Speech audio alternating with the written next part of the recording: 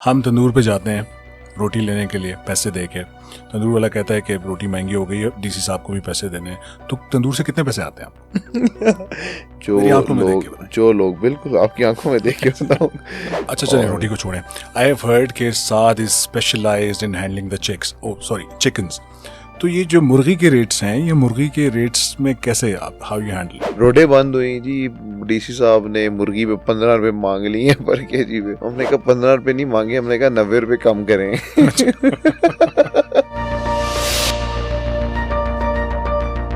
बलूचिस्तान के फैसले इस्लामाबाद से होते हैं, कभी सुना आपने ये बात? तो ये सुना, सारे फैसले इस्लामाबाद से सारे फैसले होते हैं। वो बलूचिस्तान के बारे में खसूसी तौर पे कहा जाता है। कमिश्नर भी इस्लामाबाद से, डिप्टी कमिश्नर भी इस्लामाबाद से।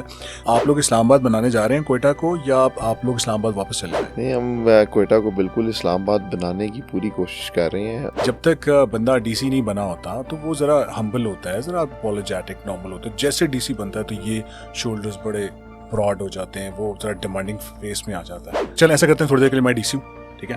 आप एक आम बंदे, आप डीसी के दफ्तर में आ रहे हैं, ठीक है? नाम डीसी बोले ना। डी साहब आप ठीक हैं? खैरियत से सर? वालेकुम। सर ये मेरा एक काम आपके पास था, काइंडली अगर ये आज आप कर दें तो। यार देखो यार, किसने अंदर छोड़ दिया ना यार, देखो।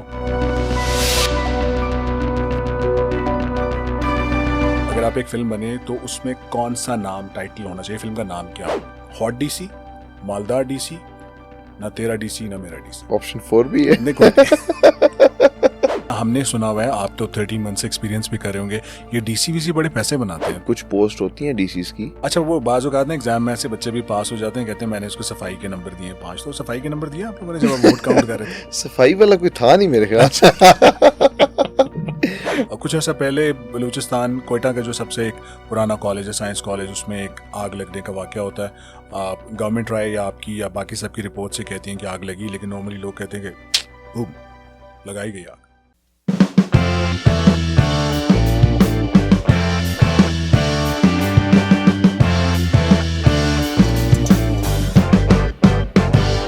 अस्सलाम वालेकुम एवरीवन, ट्रैफिक टॉक के एक और एपिसोड के साथ मैं हूं Umar. We are honoured to have with us today lieutenant retired Saad bin Asad, the deputy commissioner Quetta. डीसी साहब, welcome in the programme. Thank you Umar, thank you for inviting me here. You are looking very handsome though this is the midnight show, लेकिन आप बड़े fresh लग रहे हैं। देखिए, fresh लगेंगे तो आपका शो अच्छा चलेगा ना। वो कहते हैं सरकारी अफसर बड़ा देर से दफ्तर जाता है, तो आराम से जाते हैं ऑफिस? कोशिश तो होती है कि जल्दी जाया जाए, बट यहाँ पे कोई ट्रेंड थोड़ा डिफरेंट है, लोग काफ़ी लेट आते हैं। शुरू में I used to travel early, okay, तो जाके देखते थे कोई बंदा ही नहीं है, खाली होता है ऑफिस। और फिर अपने आप को एडजस्ट किया टाइम के साथ, कोयटा के माहौल से। तो लोग लेट आते हैं और लेट जाते हैं, तो ऑफिस टाइमिंग्स के बाद भी बैठते हैं। But I prefer going around 10 in the morning. मेरा ख्याल है पूरा दिन बहुत टफ गुजरता होगा, बड़ा मुश्किल काम है। देखिए जी, इट्स अ डिफ़िकल्ट जॉब, और आपको काफ़ी सारी रिस्पॉन्सिबिलिटीज़ हैं आपके ऊपर, और काफ़ी सारी जो हैं आप डेली बेसिस पे आप चीज़ें हैंडल कर रहे होते हैं। तो deputy commissioner has a lot of functions to do, और सब डिपार्टमेंट्स के साथ कोऑर्डिनेशन करना, फिर बाकी जो फंक्शंस हैं उनको इफ़ेक्टिवली जो है ना आपने परफॉर्म करना है। तो it's difficult task, but it all depends कि आप कितने एनर्जेटिक हैं, कितना एंथुसियाज्म है आप में, कितनी रिस्पॉन्सिबिलिटी है आप ऑन करते हैं, then you can do that. Right. Sir 13 months हो गए आपको क्वेटा में एज ए डीसी शिप करते हुए। सो हाउ से यू एंजॉइंग क्वेटा, बलूचिस्तान, या बैक होम कहीं पे रिग्रेट फील हो रहा है कि मैं वहीं होता तो ठीक था? You coming all the way from Islamabad? जी, I am coming from Islamabad. काफ़ी डिफरेंस है इस्लामाबाद और क्वेटा में, but I am enjoying my stay in Quetta. आपको थोड़ा सा चैलेंज मिल रहा है कि आपने कुछ चीज़ों को ठीक करना है, और एक चैलेंजिंग किस्म की जॉब है, जो इस्लामाबाद से अगर मैं कंपेयर करूं तो ये थोड़ा ज़्यादा चैलेंजिंग है। और ज़्यादा जो इशू है कि अगर आप कोई काम करना चाहते हैं तो इस्लामाबाद में तो आपने 1-2 बंदों से लड़ना होता है, यहाँ पे पूरे ट्राइब से लड़ना होता है। तो अगर आपने कोई चीज़ करनी है और कोई एक ट्राइब है और उसके अगेंस्ट करनी है, तो पूरा ट्राइब आ जाता है कि जी ये चीज़ नहीं होगी, ये गलत है, या ये काम नहीं होना चाहिए। तो ये है कि आपने जो मैनेज करना है उसके अंदर एक इस तरह के इश्यूज आते हैं कि people are very closely connected, और तो इस चीज़ को थोड़ा सा एक डिफरेंस जो है ऑन अ लाइटर नोट मैंने ऑब्जर्व किया। तो कोई भी काम करने लगे तो उसके अंदर काफ़ी प्लानिंग और स्ट्रेटजी से और बातचीत के ज़रिए चीज़ों को सॉल्व करना बेहतर होता है। Sad, if I go back in your career, mashallah, you are a gold medalist in your BS, right? जब आपने बैचलर्स किया तो आप उसके गोल्ड मेडलिस्ट हैं। फिर आप नेवी में जाते हैं, आप सोर्ड ऑफ ऑनर हैं वहाँ। तो फिर आप क्यों यहाँ क्या कर रहे हैं? वहाँ तो बड़ा फ्लरिशिंग आपका मुस्तकबिल होना था, रिटायरमेंट के बाद भी कहीं पे सफ़ीर लग जाना था आपने। What are you doing here? बिल्कुल, देखिए, इसका ये जो प्रोसीजर था नेवी में, बिफोर द 40th कॉमन, मेरा 42nd कॉमन है, तो वो प्रोसीजर ये होता था कि they use to send those officers जिनकी ACR या जो हम PR कहते हैं यहाँ पे, वो बिलो 70% की होती मतलब लेट मी कंस्ट्रक्ट इट कि जो थोड़े निकम्मे अफसर होते हैं वो आप सिविलियंस को दे देते हैं। Is it true? नहीं, कुछ इस सेंस में नहीं कहा जा सकता, बट ये होता है कि एक क्राइटेरिया बना है कि इतनी जो है अगर आपकी एनुअल रिपोर्ट है तो उससे ऊपर वाले लोग ना हो, उसके आसपास लोग हों, उसमें से जो बेस्ट है वो हो जाए। तो ये इसको ऑब्जर्व किया FPSC ने भी, क्राइटेरिया चेंज हुआ, I was a lucky one, I got selected, और मेरे बाद फिर मतलब दोबारा से कि चलें कोई हमें तगड़ा अफसर भी दिया है। जी बिल्कुल, तो उसके बाद क्राइटेरिया फिर चेंज हो गया। ओके, तो now they will not send their top officers, और बस मैं बीच में से आ गया। तो it was a good chance, I must say, और लास्ट चांस था। उसके बाद I was going for specialization course, लेकिन जहाँ पे आपका रिस्क लिखा हो वहाँ पे आप होते हैं। जी, ट्रू। अच्छा, हमने सुना हुआ है आप तो 13 मंथ से एक्सपीरियंस भी कर रहे होंगे, ये DC बड़े पैसे बनाते हैं, तो इज इट ट्रू DC बहुत पैसे बनाता है? ये बस मिथ ही हैं या कुछ, मैं इस पे कमेंट नहीं करना चाहता। नहीं करें ना, कुछ राइट पर्सन टू कमेंट। कुछ जो हैं कुछ पोस्ट होती हैं DCs की, जहाँ पे बलूचिस्तान में कुछ पोस्ट हैं ऐसी, लेकिन आई मस्ट से कि कैन यू एनलाइटन अस, कौन सी पोस्ट होती है? यहाँ पे DC क्वेटा ए एरिया है, पुलिस एरिया है, और ये सारी सूरत हाल में DC क्वेटा के लिए बहुत मुश्किल काम है। और लोग कहते हैं कि जी वो इस तंदूर वालों से DC ने 25 लाख रुपए ले लिए, कोई कहता है ये रेट फिक्स कर दिए, मीट वालों से उनसे पैसे ले लिए। तो ये तो रेट तो अवाम के लिए हम फिक्स करते हैं, और रेट्स जो हैं वो डिपेंडिंग ऑन जो भी अवेलेबल आपके पास इंफॉर्मेशन होती है आप उस पर कैलकुलेट करते हैं। इस पे मैं कहूँगा पागल ही होगा जो DC को पैसे देता हो। नहीं, अब आप इस टॉपिक पे ले आए तो let me construct a question.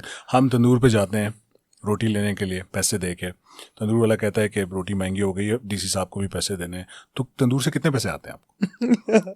ये आप जिस साहब में से पूछें, सब बहुत सारे लोग पूछते हैं, और मैं उनको कहता हूँ कि यार वो तंदूर वाला जो है वो एक रोटी जो बेच रहा है, जिसको मैंने एक रेट दिया है बड़ा कैलकुलेटेड फॉर्म में कि ये आटे का रेट है, ये उसकी लेबर का रेट है, ये जो है उसकी इलेक्ट्रिसिटी बिल है, गैस बिल है, गैस नहीं है तो चलो सिलेंडर यूज़ कर रहा है, ये सारी कैलकुलेशंस के बाद उसका प्रॉफिट डालने के बाद ये रेट कैलकुलेट होता है। या तो होना कि मैं उसको कोई 30 रुपए का रेट बन रहा है तो 10 रुपए प्रॉफिट दे दूँ तो चले लोग कहेंगे यार DC साहब जो है वो भी पैसे ले रहे होंगे। तो ये सिर्फ बस लोगों की गलत ऑब्जर्वेशंस हैं, और हर बंदा जिसको कोई प्रॉब्लम होता है वो इस तरह के इल्ज़ामात लगाता है। रेट्स रोटी के निकलते हैं बेस्ड ऑन दी असेसमेंट्स।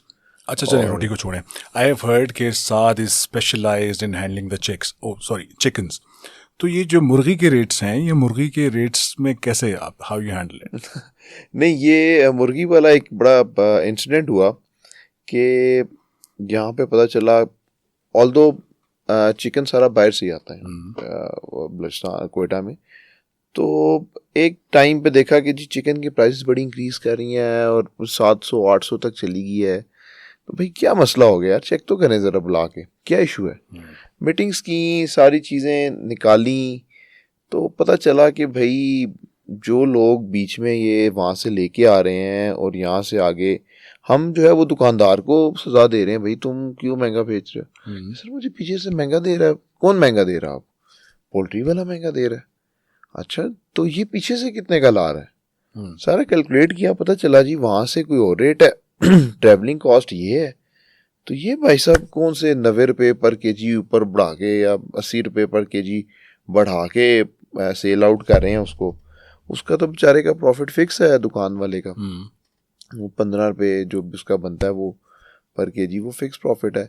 तो खैर हमने थोड़ा डिग इन किया, निकाला सारा उसका जायचा निकाला और देखा कि ये कैसे, तो पता चला कि जी एक बंदा मुर्गी लेता है पंजाब से, पंजाब में एक रेट डिप्टी कमिश्नर ने दिया, उसके कुछ रजिस्टर्ड होलसेल डीलर्स हैं जिनसे आपने वो लेना है, तो ये बंदा एक अनरजिस्टर्ड बंदे से मुर्गी लेता है, और अगर फॉर एग्जांपल 230 रुपये रेट है उस जगह पे पंजाब में, तो ये बंदा उससे 270 रुपये की मुर्गी ले रहा है। क्यों भाई 270 की क्यों ले रहे हो? वो उससे भी पूछा भाई 270 की आप क्यों दे रहे हैं? सर मैं 1 करोड़ की मुर्गी खरीदता हूँ, ये तो मुझे 20 लाख रुपए देता है, बाकी तो 80 लाख इंस्टॉलमेंट में देता है, तो ये तो मैं तो अपनी वन टाइम इन्वेस्टमेंट करके ऊपर प्रॉफिट भी बचाऊंगा, तो वो प्रॉफिट भी इमाम की जेब से निकालेंगे। फिर जब वो वहां से इधर आएगी, फिर ये 30 रुपये उसने रखे और 30 रुपये ये रखेंगे अपने, 30-40 रुपये और फिर देंगे। भाई ये वाम से क्यों ले रहे हैं? आप डायरेक्ट अगर आपने मुर्गी का कारोबार करना है, आप जाएं, आपके पास 50 लाख है, 50 लाख की मुर्गी लें, ट्रैवलिंग कॉस्ट डालें यहाँ पे, अपना प्रॉफिट डालें और ले लें। ये कौन सा तरीका है कि आपने सूद भी उसको सूद में पेमेंट्स करनी है इंस्टॉलमेंट्स में, वो आपको 270 की देगा मुर्गी, और उसके बाद वो कहेगा अच्छा 30 रुपये मैं अब ऊपर अपना और भी रखूंगा प्रॉफिट, और आप उसे ले रहे हैं बिकॉज आपकी इजीनेस है। आप 10 लाख दे दिए उसको, अगले महीने 4 लाख दे दिए, अगले किसी दिन 5 लाख दे दिए, वो सारा पैसा आप आवाम की जेब से निकाल रहे हैं। अगर आपने बिजनेस करना है, इन्वेस्ट योर मनी, अपना सारा पैसा लगाएं, मुर्गी लाएं, बेचें, फिर जो प्रॉफिट निकलता है उससे फिर मुर्गी खरीदें।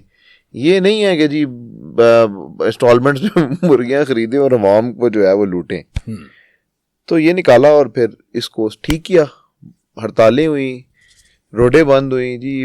डीसी साहब ने मुर्गी पे 15 रुपये मांग लिए हैं पर केजी पे। हमने कहा 15 रुपये नहीं मांगे, हमने कहा 90 रुपये कम करें। तो खैर हमने करवाए, तो अभी आके स्ट्रीमलाइन हो गया प्रोसीजर, मुर्गी की प्राइसेस फिक्स होगी, और रिटेलर जो है, जो शॉप वाला सेल कर रहा है, उसने कहा जी मुझे इतने का ये देंगे, मेरा इतना फिक्स प्रॉफिट है, मैं ऊपर ला। तो ये चीज़ फिर उनसे हमने करवाई, लिख के भेजा, इनके अकाउंट्स की करें FIA को और FBR को, ये टैक्स तो देते नहीं है, टैक्स भी नहीं दे रहे, मनी लॉन्ड्रिंग भी कर रहे हैं, आधी पेमेंट लेते हैं, कोई रिसिप्ट नहीं है मुर्गी कितने की खरीदी। चले आप, मैं कहता हूँ आपने 500 की खरीदी है, give me the slips, I will check, आपकी 500, मैं 500 के ऊपर प्रॉफिट डाल के आपको रेट दे दूँ, लेकिन आपके पास नहीं है, तो this is an issue. Alright, so मुर्गी वाला तो ये मामला हो गया, इसलिए मुझे बहुत हाईलाइट किया था। अच्छा, before coming on your professional जो आपका वर्किंग डोमेन्स हैं, उनके पे आने से पहले I just want to keep वो थोड़ा जो एक पर्सनल एंगल है उस पर ज़रा बात करें। डू यू एग्री कि जब तक बंदा DC नहीं बना होता तो वो ज़रा हम्बल होता है, ज़रा अपॉलोजेटिक नॉर्मल होता है, जैसे DC बनता है तो ये शोल्डर्स बड़े ब्रॉड हो जाते हैं, वो ज़रा डिमांडिंग फेस में आ जाता है। डू यू एग्री कि एटीट्यूड में फ़र्क आ जाता है? It all depends on the individual and his personality. फर्क नहीं आना चाहिए, आपकी रिस्पॉन्सिबिलिटीज बढ़ जाती है। आ जाता है वैसे कुछ। अच्छा मैं ठीक है, चल ऐसा करते हैं, थोड़ी देर के लिए मैं DC हूँ, ठीक है, आप एक आम बंदे, आप DC के दफ्तर में आ रहे हैं, ठीक है, तो आपने मुझे कहना सर अस्सलाम वालेकुम सर, ये प्लीज़ एक काम तो कर दें, ठीक है, let's say I am DC, बोले ना जी साहब आप ठीक हैं, खैरियत से सर? सर ये मेरा एक काम आपके पास था, काइंडली अगर ये आज आप कर दें तो। यार देखो यार, किसने अंदर छोड़ दिया ना यार, देखो ऐसा होता है, ऐसा उस वक्त होता है जब एक बंदा कोई आपके पास 5-6 दफा आए और आप उसको होता है हर दफा समझाएं, यू एक्ट वेल, लेकिन आप उसको बताएं कि भाई ये नहीं हो सकता, ये गलत है, या इसमें ये प्रॉब्लम है, आपका ये काम नहीं हो सकता। ओके, तो वो फिर आए कुछ 6 दफा आया, तो बंदा कहे यार देखो यार एग्जैक्टली ऐसी होती, क्यों दोबारा आपने भेज दिया जब इसका काम नहीं हो, मतलब मैं अगर मैं मेहनत करता, सही पढ़ाई करता तो मैं DC बन सकता। आपने एटीट्यूड अच्छा वाला निकाला। Alright, so coming back on the in your working areas, आप इस्लामाबाद से आते हैं ऑल द वे, हमारे कमिश्नर साहब इस्लामाबाद से आए हुए, कैसा बुरा महसूस हो रहा होगा कोयटा में, कहाँ आ गए, स्लम्स में घूम रहे हैं, मट्टी dust, Well, Islamabad is a city to live, right? So it's a challenge to work here, or you are with the aim to improve the livelihood of the people? देखें, सर्व तो कहीं पे भी करना है, बलूचिस्तान में भी सर्व करना है, दैट्स मतलब मजबूरी में आया, खुशी में नहीं नहीं, खुशी में भी आना है. देखें, ये आपके प्रोफाइल में ऐड ऑन होता है ना, you have served in Balochistan as well. और आप जब यहाँ पे आते हैं तो यू सी कि यार यहाँ पे काफ़ी इम्प्रूवमेंट का आपके पास अवेलेबल है रूम, आप बेहतरी ला सकते हैं. इस्लामाबाद में काफ़ी सारी चीज़ें एक स्मूथ चल रही हैं, आपके अंदर आपके पास बहुत कम रूम है, आपने खुद अपनी मनूवर करके अपनी जगह बनानी. यहाँ पे काफ़ी रूम है आपके पास, आप अपनी चीज़ों को बेहतर कर सकते हैं, अपनी पर्सनालिटी को बेहतर कर सकते हैं, लोगों की काफ़ी सारी हेल्प आउट कर सकते हैं. एंड जैसे ही आए थे तो आपने देखा कचरे के ढेर थे, कचरे का बड़ा मसला ये वो. तो चीफ मिनिस्टर साहब की डायरेक्शंस पे एक बड़ा ऑपरेशन लॉन्च हुआ, कमिश्नर साहब लीड कर रहे थे and we were in supporting role. तो हमने किया, साफ़ किया और मशीन्स लगाई, पहले कभी नहीं हुआ. तो आप आके चीज़ें आहिस्ता आहिस्ता इम्प्रूव करते हैं और चीज़ें इम्प्रूव होती हैं, चीज़ें साथ साथ आपको नज़र आती हैं. रोड्स बनी, आपकी सरियाब रोड, लिंक बदीनी रोड, काफ़ी बड़े अरसे से ये प्रोजेक्ट आपके हॉल्ट हुए हुए थे, लेकिन हो रहे हैं. पाकिस्तान बनने से पहले भी और उसके बाद भी प्रैक्टिस होती गई कि डीसी के हाथ में बहुत पावर्स होती थी, डिस्ट्रिक्ट लेवल पर, डिवीजन लेवल्स पर. DC is a very powerful person. Even कहीं पे तो जाके चीफ मिनिस्टर या प्राइम मिनिस्टर को भी डीसी के थ्रू इंडोर्समेंट करानी पड़ती है. So do you think that DC is the most powerful person in a district level? DC is basically representing provincial government in the district. और अगर आप डीसी को पावरफुल करेंगे तो अपेरेंटली गवर्नमेंट और जो पब्लिक है उसका इंटरेक्शन बेहतर होगा. राइट. बहुत सारे इश्यूज हैं. पावरफुल डीसी आप देखना चाहते हैं तो मैजिस्ट्रियल पावर्स के साथ होता था, और आप किसी को सजा भी दे सकते थे, बंद भी कर सकते थे. लेकिन आजकल उस तरह नहीं है, वो चीज़ नहीं है. लेकिन ये है कि स्टिल काफ़ी सारे फंक्शंस हैं जो आप परफॉर्म कर रहे हैं, और आपके पास पावर जो है वो आपके कलम की है, पेन की ना, the way whatsoever you are writing, उसकी पावर है मेनली. और सेकंड पावर आपकी है कि आपका कंडक्ट, आप कितने आप खुद स्ट्रांग हैं. सो कैन आई से कि and you will second me कि Quetta is under the stroke of Saad's pen, is it right? Some of the cases are under the stroke, और वो स्ट्रोक जो है वो बड़ा आपने कैलकुलेटेड बड़ा देख के यूज़ करना है, बिकॉज आपने इंश्योर करना है कि मेरिट की फॉर्म में हो, अदरवाइज वो रिटेलिएट भी होता है. और ये इसी तरह ही चलता है. साथ आपकी जो टेरिटरी है क्वेटा, अगर मैं उसकी बात करूं तो नॉर्मली बलूचिस्तान के बाकी डिस्ट्रिक्ट्स में ऐसे होता है कि पूरे डिस्ट्रिक्ट में से एक एमपीए होता है और ऊपर कोई एमएनए होता है. आप क्वेटा में 9 एमपीएस 3 एमएनएस को ऑपरेट कर रहे होते हैं या देख रहे होते हैं, उनके साथ कोऑर्डिनेशन चल रही होती है. So do you think it's very very hectic to make them understand और to handle all the 9 MPs? Very difficult job. मेरे ख्याल में सबसे ज़्यादा मुश्किल जॉब आपकी यही है कि you have to handle all the MNAs and MPAs at the same time. कोई एक बंदा कुछ कह रहा होता है, the other one is saying something else, और तो उसको मैनेज करना है आपने ना. और मैनेज किस तरह करना है कि आपने काम भी कर देना है, नाराज़ भी नहीं करना, और कोशिश करनी है कि सिस्टम के अंदर कोई ज़्यादा हिलजुल भी ना हो. एक रिक्वायरमेंट जो है उसके मुताबिक लोग आएँ. और ज़्यादातर यही इश्यूज होते हैं, पोस्टिंग ट्रांसफ़र्स के हैं और जनरल इश्यूज हैं, वो मोस्टली सॉल्व हो जाते हैं, उसके अंदर इतना प्रॉब्लम नहीं है. लेकिन ये होता है कि कुछ जगहों पे काफ़ी सारी चीज़ें आ रही होती हैं, और वो कोई एक बंदा नाराज़ हो जाता है, कोई एक बंदा खुश हो जाता है, तो आपने सबको मैनेज करना. एंड वी ऑलवेज ट्राई कि हमारे तमाम जो है वो पब्लिक फिगर्स हैं, पब्लिक ने लाइक किया तो सबको साथ लेके चलें. साथ कौन से वो एमपीए हैं आपकी टेरिटरी क्वेटा के जिनको आप कहते हैं is the most progressive MPA, बड़ा अच्छा काम कर रहा है, it's very easy to talk and make him understand? there is no one. MPS सारे ही अच्छे हैं और समत गॉर्गिज ज़रक हैं, यंग MPS हैं, थोड़ा सा सेम एज के हैं, ज़रा समझाना इजी होता है। Okay. बख काकर साहब बड़ा अच्छा काम कर रहे हैं, अपने इलाके के लिए बड़ा एफर्ट्स करते हैं। तो यस, यंग MPS के साथ थोड़ा सा इजी है क्योंकि मेरी सेम एज के हैं, तो ज़रा इजी होता है समझाना कि यार इसमें ये प्रॉब्लम है, इसको इस तरह देख लें, इसको इस तरह। कौन सा MPS है जिसका कॉल बजता है आप कहते हैं यार इसको फिर इसका कॉल उठाना पड़े, कौन समझाए इसको, इस तरह का कौन सा? You have to give a name, at least one. Name देना मेरे लिए थोड़ा मुश्किल हो जाएगा। नहीं, हम उनकी टेरिटरी में इसको लॉक कर देंगे कि वो ना जाए पॉडकास्ट में। नहीं, ऐसी कोई बात नहीं है, सारों की ही कॉल्स उठाते हैं। कुछ लोगों की कॉल्स कोई महीने में एक दफ़ा आती है, तो फिर ये होता है कि यार ये एक कॉल क्यों इनकी आई है, ये बड़े सुस्त हुए हैं आजकल, कोई काम इनकी तरफ से नहीं आ रहा। तो इस तरह का होता है, ये नहीं होता कि जी उनको कहा जाए कि यार इनकी कॉल उठानी पड़ेगी, कहते हैं यार ये कॉल आई है, बड़ी ज़्यादा कॉल आनी चाहिए आपकी। अच्छा साथ, हाउ इट फील्स कि जब एक 35 years old DC को एक MPA या मैंने कॉल करता कहते सर साथ प्लीज़ ये काम कर दें मेरा, कैसा फील आता है? You feel good from inside, oh देखो parliamentarians are even compelled to say me sir. देखिए ये तो रिस्पेक्ट में, we also use to say them sir, और सर कर की बात करते हैं, जनरल म्यूचुअल रिस्पेक्ट है, और इलेक्टेड मेंबर्स हैं, लोगों ने इलेक्ट किया है, आए हैं, तो रिस्पेक्ट देना हमारी जो है वो ऑब्लिगेशन भी है। तो कोशिश करते हैं कि रिस्पेक्ट के अंदर ही बातचीत हो, और जितना अकोमोडेट कर सकते हैं मेरी कोशिश होती है कि किया जाए।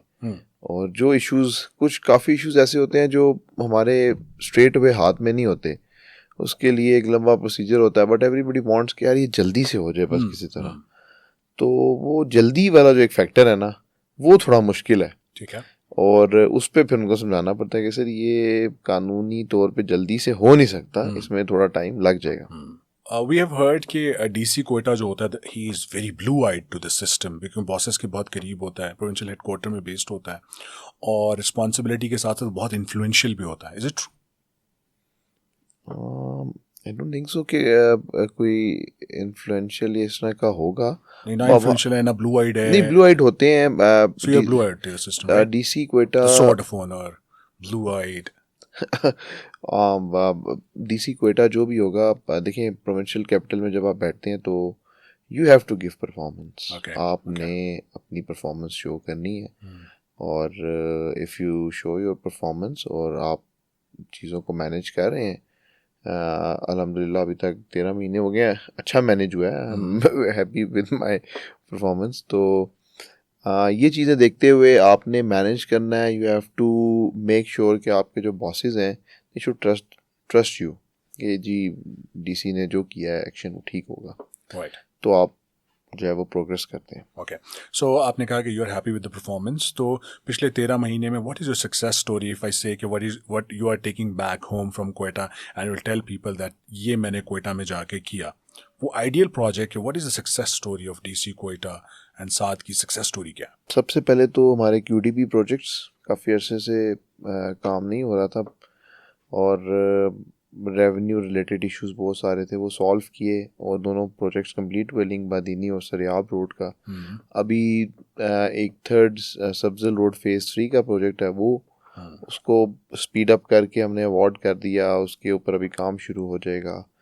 और यही होता है कि टाइम फ्रेम के अंदर सारे काम हो जाएं, और out of the box solution निकाल के चीज़ों को थोड़ा स्पीड अप किया जाए, तो वो है। उसके अलावा अभी ये सफाई का प्रोजेक्ट हमने हेल्प आउट किया, सारे मैजिस्ट्रेट एसीज इंक्रोचमेंट्स का है। एक आज भी हमने काफ़ी मैसिव ऑपरेशन किया कोयटा में, आई थिंक काफ़ी अरसे बाद।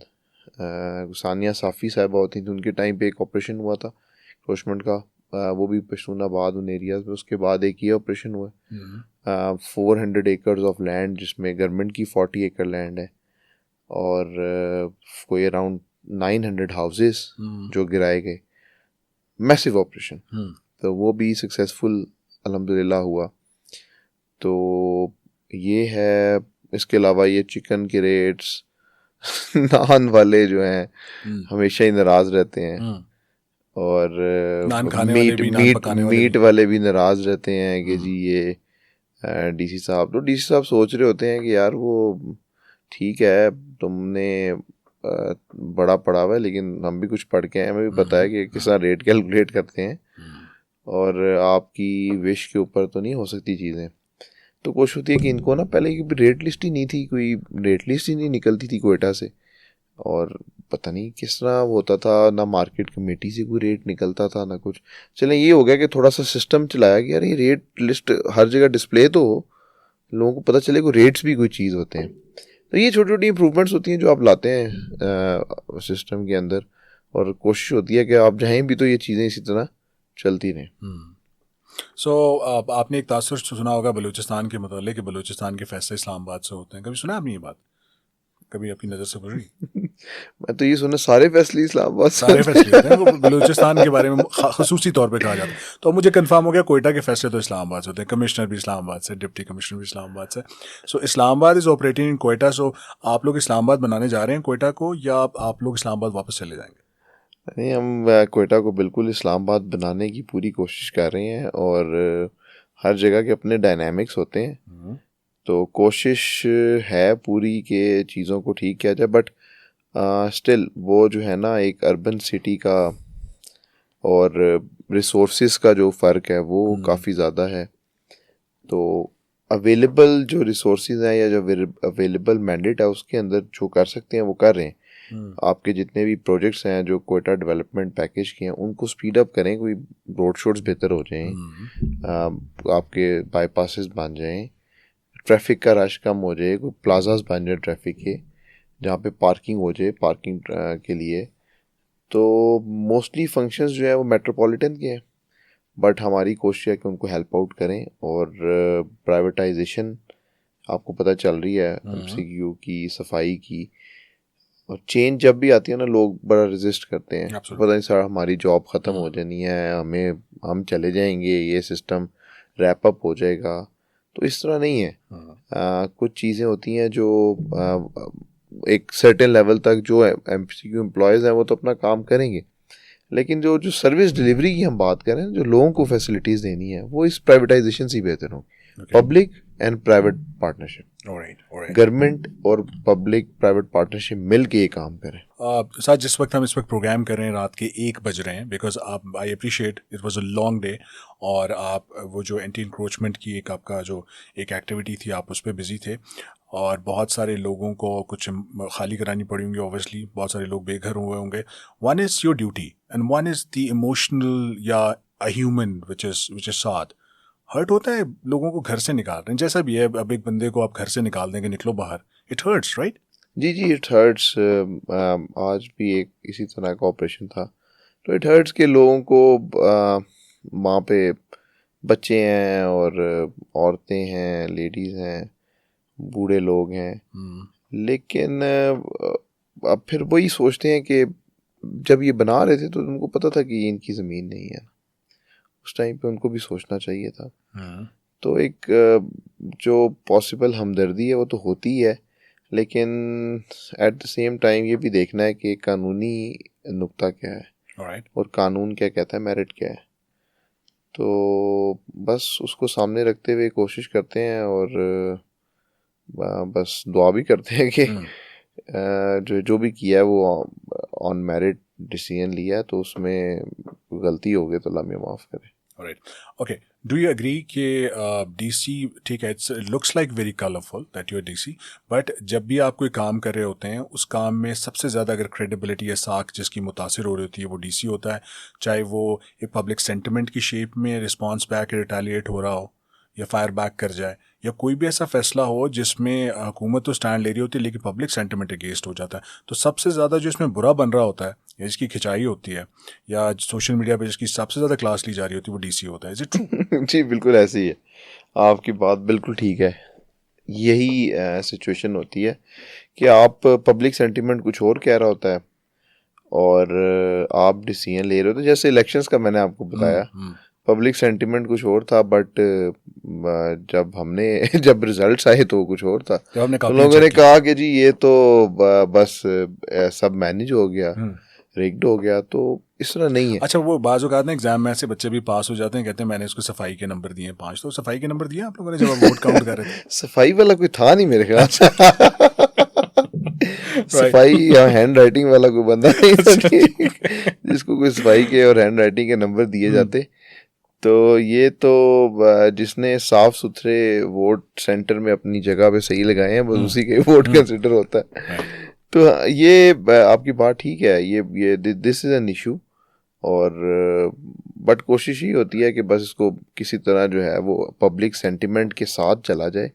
लेकिन public sentiment most of the cases में जिस तरह इस वक्त मुल्क के हालात हैं वो आपको बेसिकली आपके अगेंस्ट ही होता है। जो भी आप डिसीजन ले रहे होते हैं फॉल नहीं कर रहा होता, वो आपके अगेंस्ट ही होता है। और जब भी आप कोई डिसीजन करते हैं, कोई एक्शन लेते हैं, तो एक एग्रीव पार्टी होती है, एक बेनिफिशियरी पार्टी होती है। तो बेनिफिशियरी पार्टी का फ़ायदा होता है, एग्रीव पार्टी का नुकसान होता है। बेनिफिशियरी कहते हैं जी बड़ा मेरिट पे डिसीजन हुआ है, तो जिसका नहीं होता वो कहता है डी साहब ने पैसे ले लिए। हाँ। तो ये एक जनरल सेंटिमेंट है जो हर जगह से आता है। जब भी आप कोई डिसीजन लेंगे तो ये होगा। तो मेरा ये मानना है कि शिकायत भी उसी की आती है जो काम करता है। अच्छा, अगर कोई बंदा काम ही नहीं करता, जिसके पास ये फाइल्स पड़ी और वो नहीं डिसाइड करता, कोई डिसीजन ही नहीं देता, तो और वो साल बाद इसी तरह चला जाता, 10 की 10 फाइलें पड़ी रहती हैं, तो क्या फ़ायदा है ऐसे डीसीशिप का कि आपने किसी का कोई काम भी नहीं किया, सिर्फ इस डर से कि यार मैं इसका करूँगा तो ये नाराज़ हो जाएगा, ये मेरे अगेंस्ट हो जाएगा, ये इसके फेवर में हो जाएगा, ये जो है मेरी बल्ले बल्ले करेगा। तो आप डिसीजंस लेते हैं, उसमें कोई डिसीजन आपके अगेंस्ट होता है, आपके फेवर में होता है, बट आई मस्ट से कि आपको डिसीजन लेना चाहिए। आप डिसीजन लें, डिसाइड करें, और आप मतलब गलती उसी से होती है जो काम करता है। जब आप काम करेंगे, 10 फाइलों को आप साइन करके निकालेंगे और डिसीजन लेंगे, तो उसमें कोई बंदा खुश भी होगा, नाराज भी होगा। राइट। आप इस तासुर को दुरुस्त मानते हैं कि डिसीजन किसी और का होता है, डीसी ने सिर्फ साइन करना होता है? Is it true? या डिसीजन मेकिंग प्रोसेस में डीसी का इनटेक होता है? नहीं होता है, बिल्कुल होता है। देखिए, आप जो भी डिसीजन आपने लेना है, तो आपको एक पॉलिसी मिलती है, उस पॉलिसी के मुताबिक आप डिसीजन लेते हैं। तो डिसीजन जो डिसाइड करना है वो आपने करना है, right, with all stakeholders. सुनते आप सारों को हैं, बट डिसीजन आप लेते हैं। Let me hook a question with that कि डिसीजन मेकिंग में डीसी का रोल होता है। आपके होते हुए महमूद खान अचकज़ई साहब पर एक एफआईआर हो जाती है। उस एफआईआर पे जो डीसी साहब हैं और जो सिविल एडमिनिस्ट्रेशन है वो बहुत जल्दी सब चीज़ें करती है, बिकॉज अहकामात आपने कहा कि उस डिसीजन मेकिंग में तो आप शामिल थे। उसके बाद वो वापस हो जाती है, सब नॉर्मलाइज हो जाता है। तो इस पूरी साख में जो बंदा मुतासर हुआ वो डीसी कोयटा साद साहब की सारी क्रेडिबिलिटी। आपको किसने कहा कि वो वापस हो गया? आई हर्ड कि वो डिसीजन कम्स, बस यही लोग जो है वो गलत किस्म की बातें। उस दिन मेरे पास एक नोटिस आया महमूद खान साहब के लॉयर का कि जी आपने मेरे खिलाफ ये वो। तो मैं नोटिस पढ़ा, मैंने कहा भाई नोटिस किस चीज़ का आप दे रहे हैं मुझे? मेरी ज़मीन है, डिप्टी कमिश्नर की प्रोविंशियल गवर्नमेंट की ज़मीन है, कब्जा उस पर आपने किया हुआ है, तो मुझे किस चीज़ का नोटिस भेज रहे हैं भाई? आपका केस चल रहा था बेल का, महमूद खान साहब का केस चल रहा था बेल का। देखें, रेवेन्यू में मेरा काम है डिमार्केशन करके बताना कि ये जगह किसकी है। रिकॉर्ड तो मेरे पास है। वो जगह बोर्ड ऑफ रेवेन्यू की थी, जिसके ऊपर कब्जा किया गया था, और वो उनके पास थी काफ़ी अरसे से। हमने वो बोर्ड ऑफ रेवेन्यू ने हमें लिखा कि भाई हमें ये जगह खाली करा के दें, but because of political pressures वो पहले नहीं हो सकी। तो हमने जाके एक्शन लिया। हमने कहा कि जो ऑन मेरिट है वो करेंगे। अगर जगह है गवर्नमेंट की, उधर बोर्ड ऑफ रेवेन्यू का ऑफिस बनना है या कोई और ऑफिस बनना है तो बनना चाहिए। तो हमने जगह आइडेंटिफाई की, डिमार्केट की, उसको खाली करा के दे दिया। मतलब ये जो पहले पॉलिटिकल प्रेशर कोई सस्टेन नहीं कर पा रहा था, नहीं ले पा रहा था, out of nowhere Chulbul Pandey comes और वो कहता है मैं ले लूंगा प्रेशर, कोई बात नहीं, अब वो हो जाती है। मतलब तो it is single handedly you did या something back powers was also involved to bring it to that? नहीं, डिसीजन देखिए, डिसीजन लिया इस तरह के, उस वक्त वो गवर्नमेंट में होंगे ना, तो गवर्नमेंट में थे तो नहीं डिसीजन कोई ले सका। जाहिर सी बात है, जब आप गवर्नमेंट में होते हैं तो फिर डीसी भी आपकी मर्जी का ही होता है। तो आप किसकी मर्जी के? मैं भी गवर्नमेंट की मर्जी का। तो आप जो है वो फिर डिसीजन लेते हैं जो भी आपने फाइनल डिसीजन अपना लेना है। तो इनके केस में भी एक डिसीजन लिया जो ऑन मेरिट था और गवर्नमेंट ने बैक किया। जी बिल्कुल, अगर गवर्नमेंट की जगह है तो आप खाली करें और लें। और हमने वो रिकवर की और वो महमूद खान साहब की बेल थी, उन्होंने उसको काफ़ी मिक्स किया कि ख़त्म हो गया, कोई ख़त्म नहीं हुआ, वो अभी तक चल रहा है। हमारी शहादतें हो गई हैं, बता दिया भाई कि ये जगह है, ये रेवेन्यू रिकॉर्ड है, ये सारा कुछ है, और हमने खाली कराई है, दैट्स ऑल। FIR भी बिल्कुल ठीक है। Right. Sir coming on the, जैसे हम बात कर रहे थे जो आपकी काम की और आपकी डूम एंड कोयटा के जो मसाइल उन पर हम बात करें, कुछ ऐसा पहले बलूचिस्तान कोयटा का जो सबसे एक पुराना कॉलेज है, साइंस कॉलेज, उसमें एक आग लगने का वाक़या होता है। गवर्नमेंट राय या आपकी या बाकी सबकी रिपोर्ट से कहती हैं कि आग लगी, लेकिन नॉर्मली लोग कहते हैं कि बूम, लगाई गई आग। अच्छा, मैं इस पे हुआ, काफ़ी सारी डिस्कशंस हुई और मिनिस्टर साहिबा ने भी कहा, हम खुद भी पर्सनली मैंने भी विज़िट किया, इसी ने भी। आग लगाने की वजह आप बताएं, क्या हो सकती है, क्यों आग लगाई होगी? रिकॉर्ड, स्टूडेंट्स, ये वो, पॉलिटिकल, कुछ भी, मतलब यू उस आग से कोई रिकॉर्ड नहीं जला। अच्छा, कुछ भी नहीं हुआ, ना क्लासरूम्स जले, अच्छा, सिर्फ प्रिंसिपल का ऑफिस जला, कोई रिकॉर्ड नहीं। Most important thing is principal's office, by the way. Principal का आधा ऑफिस था बेसिकली, ऑफिस था वाइस प्रिंसिपल का, जिसके अंदर वो UPS लगा था जिससे आग लगी। ओके। उसमें कोई रिकॉर्ड नहीं था, कोई रिकॉर्ड नहीं चला। अच्छा।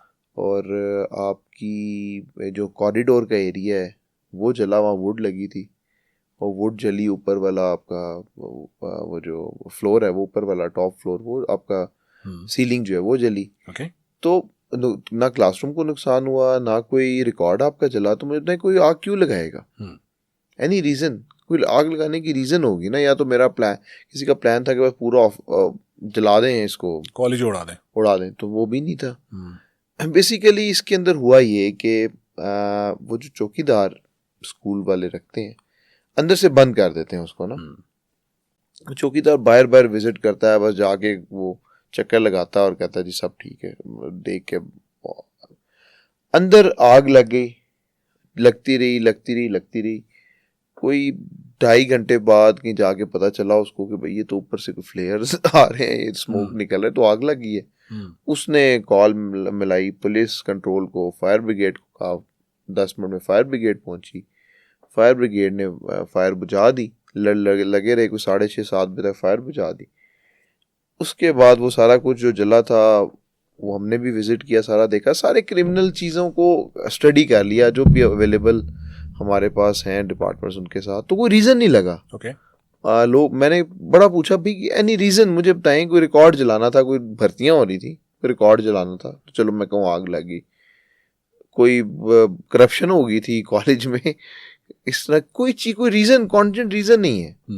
तो इसलिए फिर इस नतीजे पे पहुंचे कि ये आग जो है वो UPS से लगी, आसादी तौर पे लगी है। okay. तो लोगों को भी प्रेस कॉन्फ्रेंस में काफ़ी सारे सवाल इस तरह के पूछे गए मेरे से। तो मैंने कहा जी रीज़न बताएं, आपको क्या लगता है कोई रीज़न? मुझे तो कोई रीज़न नहीं लग रहा। तो कोई कॉन्टेंट रीज़न दे जिसको मैं दोबारा री इन्वेस्टिगेट कर लेता हूँ, बट कोई रीज़न नहीं था। साथ coming a very important question, nuclear power है, हम बहुत सारी चीज़ों में हम अपने आप को टेक्निकली बड़ा साउंड समझते हैं, but we are still struggling and we are trying to eradicate polio. हम पोलियो को ख़त्म करने की कोशिशों में अभी तक हैं, पूरी दुनिया से जा चुका है, बस शायद एक आध मुल्क रह गया जिसमें हम स्टैंड करते हैं। बलूचिस्तान में हर गुजरते हुए कुछ लम्हों के बाद कोई पोलियो केस सामने आ जाता है। कोयटा की टेरिटरीज़ या पूरे बलूचिस्तान का इनसाइड में आपसे ले लूँ, मेरे ख्याल से this is the responsibility of deputy commissioner, he comes in the loop. जी बिल्कुल, एज अ DC मेरी रिस्पॉन्सिबिलिटी है पोलियो। और पोलियो का जो हमारा मेन इशू है ना, वो है Pashtun issue. Polio is a Pashtun problem. जो आपके ज़्यादातर रिफ्यूज़ल्स हैं या जो आपको रेजिस्टेंस आती है, वो पश्तून जो लोग हैं उनसे आती है पोलियो के अंदर। और अभी जो कैंपेन्स हमारी चल रही हैं, बड़ा मैसिव किस्म का हमने पोलियो के ऊपर जो है ना अपनी एफ़र्ट्स की हैं। मैंने खुद, अब मैं टीम से, जो हमारी ग्राउंड टीम्स हैं, DCs उनसे नहीं मिलते, तो ऊपर मैनेजरियल लेवल पे काम कर रहे होते हैं, but I am meeting them to motivate them कि यार ये कोई फेक फिंगर मार्किंग, गलत रिपोर्टिंग मत करें, जिसकी वजह से आप मतलब आपके ऊपर प्रेशर है, आपने गलत फेक फिंगर मार्क लगा के कहा कि कतरा पी लिया, नहीं पिया मत, कोई बात नहीं, तो 4-5 दिन की कैंपेन है, कैंपेन ख़त्म होगी, बाद में पिला लेंगे बच्चों को, बट पूरे करेंगे बच्चे जो कहते हैं ना एक एक को चुन के पूरा करेंगे जो टारगेट है। तो हमारा जो अभी कैंपेन गुजरी उसमें जो टारगेट था उसमें अराउंड 18,000 हमारा रह गया था। ओके। और उसके बाद हमने कैचअप स्टार्ट किए 7-8 दिन लगातार। हमारा CBV डिस्ट्रिक्ट है, CBV मीन्स के इनको पूरे मंथ की सैलरी मिलती है पोलियो वर्कर्स को, ये नहीं कि सिर्फ कैंपेन के लिए उनको हायर किया जाता है। तो फिर we can utilize them for whole month. तो हमने कहा जी ठीक है, अब ये अगली कैंपेन आएगी उससे पहले हम कैचअप करेंगे, ये 18,000 बच्चे पूरे करेंगे। तो अल्हम्दुलिल्लाह फॉर 6-7 दिन लगातार काम करके वी रीच अराउंड 16,000। राइट। सो साथ इफ़ आई से कि आई एग्री कि रिफ्यूज़ल्स होंगे, लोग नहीं पिलवाते, लेकिन नेग्लिजेंस कुछ टीम्स की जानिब से भी होगी जिसकी आपने निशानदेही की कि नहीं भी पिलाए तो मार्किंग कर दी कि हो गया। ये भी तो एक बहुत बड़ी कोताही है। ये बिल्कुल है, इसी को ही एड्रेस करने के लिए टीम से मैं मिल रहा हूँ कि इस तरह की कोई चीज़ ना हो। ये तो सबसे पहली प्राइम रिस्पॉन्सिबिलिटी है पोलियो टीम की, ये नहीं होना चाहिए। उसके बाद रिफ्यूज़ल्स और आपके जो NAs हैं वो भी कवर कर रहे हैं। अभी इस दफ़ा हमने, अब वैसे मैं आपको बताया 18,000 में से अराउंड 80% 85% कर लिए, 15% रह गए। अगली कैंपेन जो है वो अक्टूबर में, एंड ऑफ अक्टूबर है। तो उस सारे को देखते हुए हम अच्छी उस पर चल रहे हैं, बच्चे भी कवर हो रहे हैं और साथ साथ अब इन्वायरमेंटल सैंपल हमारा नेगेटिव नहीं हो रहा। वो एक मेन जो प्रॉब्लम है वहाँ से है। वो क्यों हो रहा है? क्योंकि हमारा जो डिस्ट्रिक्ट है क्वेटा, इस पे हर जगह से लोग आ रहे हैं। अफगानिस्तान से कोई बंदा आया है, इन्वायरमेंटल सैंपल के अंदर वो भी इफेक्ट हो रहा है।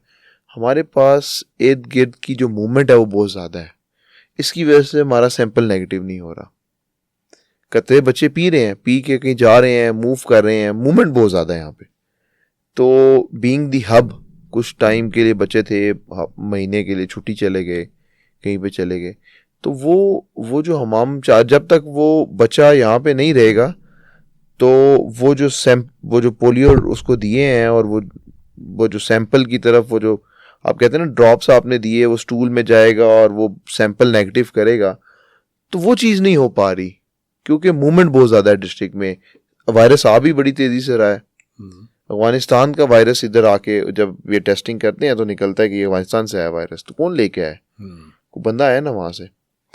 तो इस तरह की चीज़ें हैं। ये प्रॉब्लम क्वेटा के लिए सबसे ज़्यादा, बीइंग सबसे ज़्यादा हमारे पास जो है ना वो पॉपुलेशन है, तो इस वजह से ये प्रॉब्लम ज़्यादा है।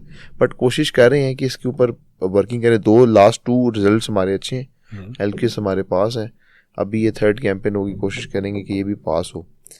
तो एफर्ट्स कर रहे हैं। तो इसके अंदर यही है कि ये आपको पता है पूरे पाकिस्तान का ही ये प्रॉब्लम है। तो एफर्ट्स करनी चाहिए, पूरा अपना हार्ट लगा के एफर्ट करें और चीज़ें इंशाल्लाह जो है वो बेहतर होंगी। सर, डू यू एग्री कि अगर मैं कंपेयर करूं आपकी सर्विस को, आप इस्लामाबाद में भी DC करके आ रहे हैं CDA में, और उसके बाद आप यहाँ भी क्वेटा में DC हैं, the rate of the state है या जो सरकारी रेट है वो easy to implement and endorse है इस्लामाबाद में, लेकिन it's just like very weaker in Balochistan. Quetta में आपको चैलेंजेस आते हैं कि वो रेट पे काम कराना, लोगों को मनवा लेना बड़ा मुश्किल होता है? देखिए, ये मैंने आपको बताया ना, यहाँ पे थोड़ा ट्राइब सिस्टम है ना। वहाँ पे इंडिविजुअल है, एक इंडिविजुअल को हैंडल करना इजी है। इधर पूरा ट्राइब है। कोई भी इशू आप जिसमें भी कोई एक्शन लेने लगते हैं तो पीछे एक पूरा ट्राइब खड़ा, मतलब इंक्रोचमेंट पे या कोई भी एक्शन इंक्रोचमेंट पे भी है, वहाँ पे भी पॉलिटिकल प्रेशर भी इश्यूज आता है। हैं, पॉलिटिकल प्रेशर्स भी होते हैं, बिल्कुल होते हैं, हर जगह पे होते हैं, इट्स अ नेचुरल थिंग। लेकिन आप उसको हैंडल करते हैं। Okay, right. और आपने ऑन मेरिट भी चलना है, पॉलिटिकली भी हैंडल करना है। तो ये सारी चीज़ें आपकी जितनी बेहतर मैनेजरियल स्किल्स हैं उसके थ्रू आप कर सकते हैं। सो लास्ट 13 मंथ से आप माशाल्लाह DC हैं, बलूचिस्तान में, क्वेटा में सर्व कर रहे हैं। डू यू एग्री बहुत सारे मामलात हो गए इसमें, बहुत सारी ऐसी चीज़ें हुई, डेफिनेटली आप पे बहुत प्रेशर होगा, आपको रोज़ाना एक नए महाज का सामना करना पड़ रहा है और बहुत चैलेंजिंग है। बहुत सारे लोगों को बाज़-औक़ात गिरफ़्तार कर रहे हैं, बहुत सारे लोगों को एहतजाज से रोक रहे हैं। तो बाज़-औक़ात सेंटिमेंट से इमोशनली आपको थोड़ा सा फील होता है कि आई एम डूइंग, मैं बहुत सरकारी काम कर, बहुत ज़्यादा नहीं करना पड़ता है, बड़ा ज़रूरी है।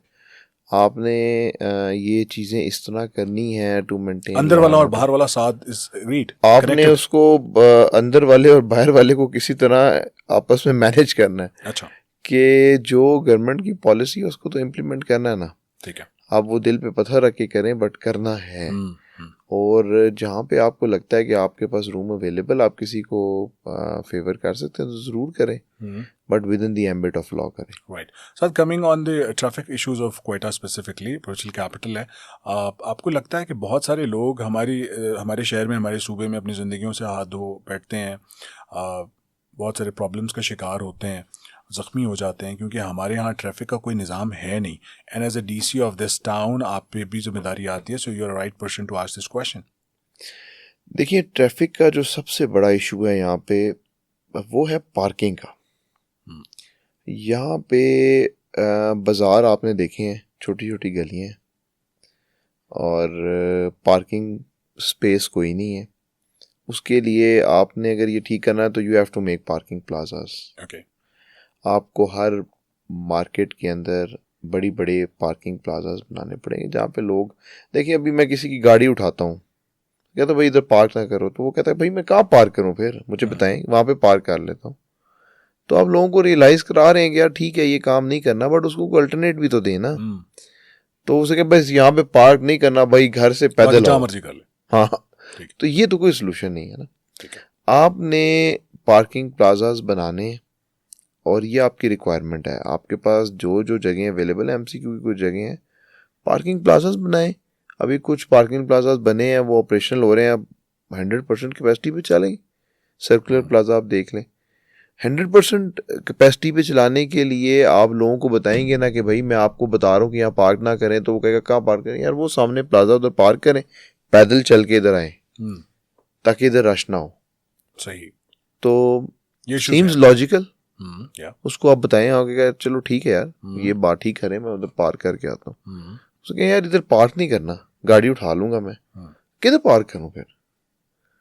तो इस इशू को भी समझना है. ओके. और देखना है कि यार एक तो ट्रैफिक भी ख़राब ना हो, कोई पार्किंग की जगह भी किसी तरह निकले और लोगों को अल्टरनेट दे के फिर उनके ऊपर एक्शन लें. सो साथ coming on the some personal part of your life, music सुनते हैं? Do you like music? Music yes, बिल्कुल सुनते हैं.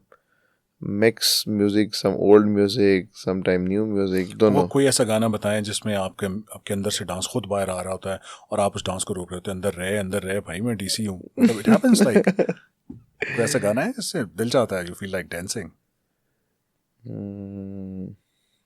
काफ़ी सारे सॉन्ग्स हैं. वो आपको पता है जब वो बीट मैच करती है तो ऑटोमेटिकली आपका म्यूज़िक जो है वो आपको ऑटोमेटिकली अंदर से क्लिक कर जाता है.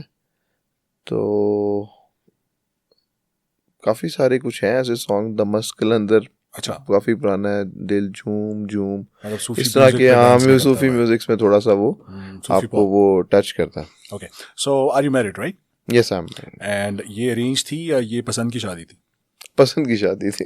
तो जब ये शादी हुई तो आप फौज में थे उस वक्त, आप नेवी में थे या आप आगे थे सिविल सर्विस? नहीं, मैं सिविल सर्विस में आ गया था और I was posted in Islamabad.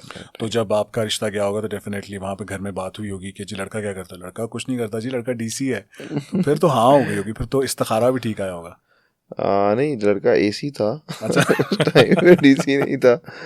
और हाँ, बस थोड़ा सा it was a difficult time. बड़ा टाइम लगा, 2-2.5 साल का रिलेशनशिप था उसके बाद. सो भाभी टेक प्राइड्स दैट उनकी फेसबुक या इंस्टाग्राम आईडी ये लिखा हुआ है डीसी की बीवी, या वो she is not pride in that? नहीं, कोई इतना ज़्यादा वो नहीं है. शी अवॉइड्स के लिखे हैं इस तरह का.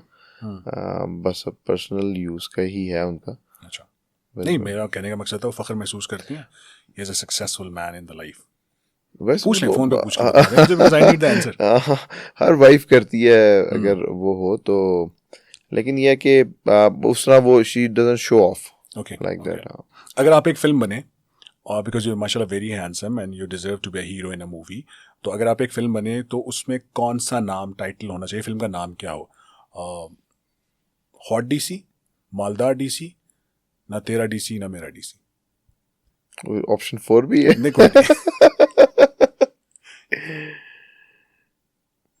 हॉट डीसी, मालदार डीसी, ना तेरा डीसी ना मेरा DC. I think hot DC. Okay. मालदार और तेरा मेरा वाला अभी कोई नहीं. Alright, fine. कौन सी ऐसी एक्ट्रेस है जिसे देख के ना अंदर सितार गिटार सब बजना शुरू हो जाते हैं? This is so normal, right? हाँ, इट इज़ नॉर्मल, लेकिन अभी मैं आपको बताऊंगा तो फिर आप कहेंगे कि ये आप किस डेकेड की बात अच्छा डेकेड की करें, सही मुझे लगा शायद वो मुझे कोई वो पेरेंटल गाइडेंस वाले मामला तो कहेंगे, बच्चे भी देखते हैं। मेरे ख्याल में हमारे बड़ों के टाइम की मानूर बलोच मतलब वो तो पूरे पाकिस्तान का क्रश है। जब पाकिस्तान आज़ाद बिल्कुल। हुआ था तब से लेके आज तक। नाउअडेज मायरा खान। सो मायरा खान जब कभी दिखती हैं, कभी आपने उनको देखा आमने सामने? हाँ, मायरा खान को यहाँ पे there was an event in Quetta, ये जो literary festival she came there, बिल्कुल देखा। तो you went to her straight अस्सलाम वालेकुम जी एमडीसी को? इतना मौका नहीं मिला जी, बस वो I didn't get the time for that, क्योंकि वो काफी रश वगैरह था। हम तो बाहर मतलब कोशिश की, अरेंजमेंट्स देख रहे थे, बस देख लिया उनको भी। भाभी को जरूर हम टैग करेंगे कि मायरा खान के पीछे पीछे डीसी साहब जो हैं घूमते रहे। सो आपने अपना क्रश भी बता दिया। सो इफ आई से कि what cartoon character suits you and if I want you to go in that cartoon character, तो वो कौन सा कार्टून कैरेक्टर होगा जो साथ पे फिट बैठता है? It's Tom, it's Jerry, it's Johnny Bravo. I think Tom and Jerry. You have to go one, like you're Tom Maybe or Jerry? Tom. Yep. The cunningly smart Tom. Okay. So if I say that you have a confession time for 30 seconds, Balochistan की आवाम, क्वेटा की आवाम, I don't know आपसे खुश है या नाखुश है, सख्त फैसले किए हैं आपने उनके लिए, अच्छे फैसले किए हैं, उनको समझाएंगे यार I'm a good man, please. So you have 30 minutes to address the nation. बड़ा मुश्किल है एड्रेस करना, बट स्टिल बस यही उनको बताना है कि आपके लिए बड़े डिसीजंस लेते हैं, और पूरा दिन जो है ना वो थोड़ा और कैंडिडेट करें यार, समझो ना यार, कोई समझो कि तुम्हारे लिए डिसीजंस लेते हैं कि कभी नान माफिया से लड़ रहे होते हैं, कभी बीफ माफिया से लड़ रहे होते हैं, और ये सारे माफिया से लड़े होते हैं कि सर आपको बड़ा शौक है कि जी आप आवाम के लिए सर बहुत आप रेट्स को, हमारा भी कोई ख्याल करें, हमने भी कुछ कमाना है, हमारे भी बच्चे हैं भूखे मर रहे हैं, आप आवाम के लिए रेट्स रखते हैं। तो बस कोशिश करते हैं वो रखें। इम्प्लीमेंटेशन में थोड़ा सा आता है, लोग नाराज़ भी होते हैं, बट नाराज़ ना हुआ करें। ये रिसोर्सेज अवेलेबल हैं, 4 ACs हैं, इतना बड़ा एरिया है, डेली बेसिस पे भी हम जाएं तो वो 100% आपको वो नहीं मिल सकती, लेकिन ये है कि कोशिश करेंगे कि मैक्सिमम आपके लिए करें। तो थोड़ा सा आप भी इस चीज़ को समझें कि कुछ लिमिटेशंस डीसी की भी होती हैं कि उसके पास अवेलेबल वर्क फोर्स भी इतनी हो। मेरे पास काफ़ी ज़्यादा लोग हों, मैं कहूँ यार ये एक रोड ही है तुम्हारी, इधर रोज़ तुमने जाना है, तो फिर बंदा अगला बंद भी करें उसको। फिर local pressure, peer pressure, locals हैं, लोग दूसरे को जानते हैं, काफ़ी सारे इश्यूज होते हैं। तो we always trust your DC के कोशिश कर रहे हैं आपके लिए मैक्सिमम बेहतर करें। Right. And how you work, मतलब लोगों का इंटरेक्शन कैसा है? डू यू थिंक कि यू आर अप्रोचेबल? जब लोग आपके दफ्तर आते हैं वो डीसी साहब को देख सकते हैं, मिल सकते हैं? बिल्कुल देख सकते हैं, और आप को इसका मैं प्रूफ भी ये दे सकता हूँ। मेरे ऑफिस में कैमरा लगा है बाहर, उसकी वीडियो आप मंगा लें और उसको देखें ज़रूर। मेरे पास जो बंदा आता है वो जब तक मैं आखिरी बंदे से मिल ना लूँ तो मैं ऑफिस से नहीं जाता, अनटिल कोई मीटिंग हो, कोई चीज़ अर्जेंट हो। उसके अलावा everybody comes meet me and his work is, अगर होने वाला तो इट्स डन, अगर नहीं होने वाला तो बता दें कि नहीं हो सकता। राइट। और आप देख सकते हैं उसमें, बस I can talk with some proof. Okay fine. So it's open door for everyone. Open door. कल अगर मैं आ जाऊँ और अस्सलाम वालेकुम बिल्कुल आप आए, मिलना है, बिल्कुल आप आए। और आप ये वाला सीन तो नहीं होगा ग्लासेस वाला? कौन ये कल जिसने पॉडकास्ट किया मेरे साथ वो है? ऐसा तो नहीं होगा? नहीं बिल्कुल नहीं होगा। आप आए और बगैर बताए आए and then see the response and let me know. Okay sir, thank you so much for appearing in the program. I know कि ये वाला पॉडकास्ट पूरा क्वेटा देखेगा, everybody wants to see and listen the answers from you. Thank you so much for sparing time for this. I hope कि सारा क्वेटा देखेगा और इसको पसंद भी करेगा, और फिर कोई मिलना आना चाहेगा तो मेरे पास आएगा भी। पूरे क्वेटा को खुला इन्विटेशन है कि आप बिल्कुल जब आप दिल चाहे आ सकते हैं। आप मिल सकते हैं। Thank you so much. Thank you बहुत।